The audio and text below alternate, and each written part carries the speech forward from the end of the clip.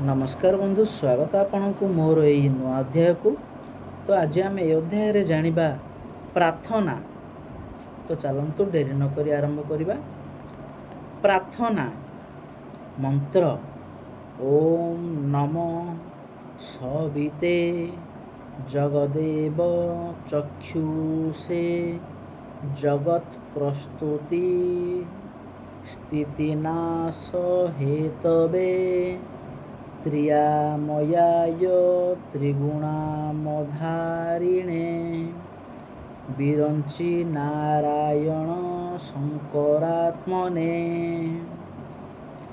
ओम नमस्ते ब्रह्मरूपाय नमस्ते विष्णुरूपिणे नमस्ते रुद्ररूपाय नमस्तुभ्यं त्रिमूर्तिये।